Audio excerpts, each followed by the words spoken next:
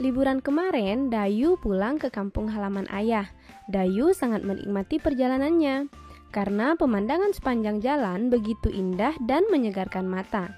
Di kiri dan kanan jalan terdapat pohon-pohon yang membuat udaranya terasa segar. Namun, kita harus berhati-hati karena jalannya berliku-liku. Ketika jalan dibuat berliku, sebenarnya jarak dan waktu yang kita butuhkan bertambah. Begitu juga kecepatannya pun akan berubah. Pada kondisi ini, mobil mengalami percepatan, yang artinya gerak benda adalah gerak lurus berubah beraturan atau GLBB. Lain halnya ketika mobil melaju di jalan tol yang lurus dengan kecepatan konstan. Mobil tidak mengalami perubahan kecepatan. Pada kondisi ini, gerak yang dialami mobil adalah gerak lurus beraturan atau GLB. Tahukah teman-teman bahwa kedua mobil tersebut sama-sama melakukan gerak lurus loh? Nah, kalau kalian penasaran gerak lurus itu apa, simak videonya lebih lanjut ya. Assalamualaikum warahmatullahi wabarakatuh. Tabi pun. Halo teman-teman, perkenalkan nama saya Anissa Rizky Nugraha Putri. Bagaimana kabar kalian hari ini? Semoga kalian selalu dalam keadaan sehat dan bahagia ya. Jadi hari ini kita akan belajar tentang gerak lurus yang membahas beberapa KD, yakni sebelum memulai pelajaran, ada baiknya kita berdoa terlebih dahulu ya. Berdoa dimulai.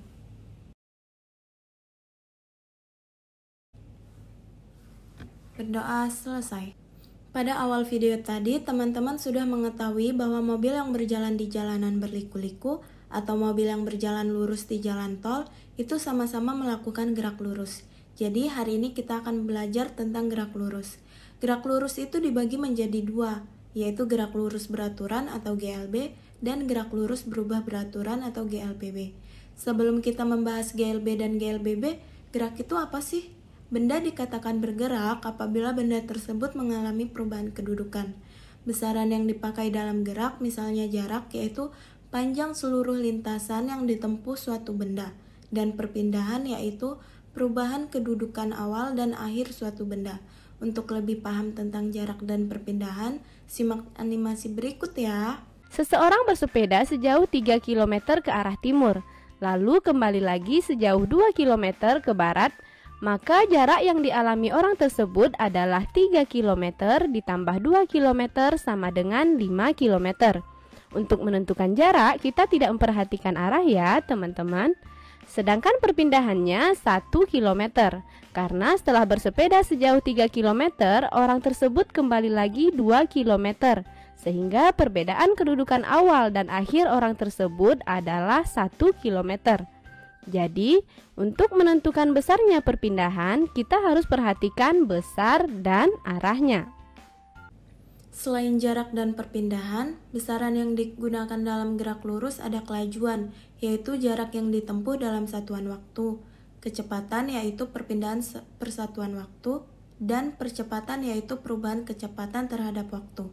Dasar hukum yang berhubungan antara gaya dan perubahan kecepatan telah diselidiki oleh seorang fisikawan besar yang berasal dari Inggris, yaitu Sir Isaac Newton.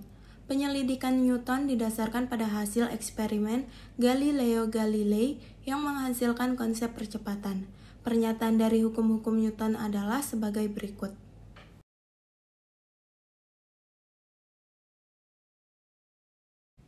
Sekarang kita akan membahas GLB. Sesuai dengan namanya, GLB merupakan gerak benda yang lintasannya lurus dan kecepatannya tetap. Artinya, kecepatan benda dari awal sampai akhir selalu tetap atau percepatannya 0. Besarnya kecepatan dituliskan dalam persamaan V sama dengan S per T, dengan V adalah kecepatan dalam meter per sekon, S adalah perpindahan yang satuannya adalah meter, dan T adalah waktu dalam sekon. LB ada dua jenis grafik. Grafik antara kecepatan terhadap waktu dapat ditunjukkan oleh grafik berikut, dan grafik jarak terhadap waktu digambarkan dengan grafik berikut ini. Sedangkan GLBB adalah gerak benda yang lintasannya lurus dengan kecepatan berubah terhadap waktu dan percepatannya tetap. Berikut ini adalah persamaan GLBB. VT sama dengan V0 plus AT, S sama dengan V0T plus setengah AT kuadrat, VT kuadrat sama dengan V0 kuadrat plus 2AS. Dengan V0 sama dengan kecepatan awal dalam meter per sekon, VT sama dengan kecepatan akhir dalam meter per sekon, A sama dengan percepatan dalam meter per sekon kuadrat, T sama dengan waktu dalam sekon, dan S sama dengan perpindahan dalam meter. GLBB dapat digambarkan dengan 3 buah grafik. Pertama, grafik percepatan terhadap waktu. Kedua, grafik kecepatan terhadap waktu. Dan terakhir, grafik jarak terhadap waktu. Berdasarkan arahnya, GLBB dikelompokkan menjadi 2, yaitu arah horizontal dan arah vertikal. Pada arah horizontal, benda dapat mengalami percepatan ditandai dengan kecepatan yang bertambah. Benda juga dapat mengalami perlambatan ditandai dengan kecepatan yang berkurang. Sedangkan pada arah vertikal terdapat gerak jatuh bebas, gerak vertikal ke atas, dan gerak vertikal ke bawah. Untuk melatih kemampuan teman-teman, yuk kita coba contoh soal berikut ini.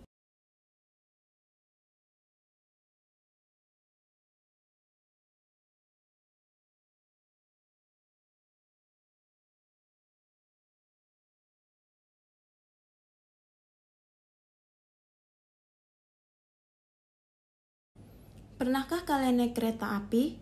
Kereta api melintasi jalur rel yang lurus dengan kecepatannya yang konstan, sehingga secara kalian tidak sadari kereta api tersebut melakukan GLB. Atau kalian pernah naik pesawat terbang. Saat pesawat terbang lepas landas atau mendarat, pesawat tersebut melakukan GLBB loh. Teman-teman, ternyata tanpa kita sadari, kita telah menerapkan banyak gerak lurus dalam kehidupan sehari-hari kita ya. Dan ternyata fisika itu sangat dekat dengan kehidupan kita. Oh iya, kalian jangan lupa semangat belajar dan banyak membaca buku ya, karena dengan semangat belajar yang tinggi, kita dapat meraih cita-cita kita juga. Terima kasih kalian telah menonton video ini sampai habis. Saya harap materi yang saya sampaikan dapat berguna untuk teman-teman semua. Saya akhiri, wassalamualaikum warahmatullahi wabarakatuh.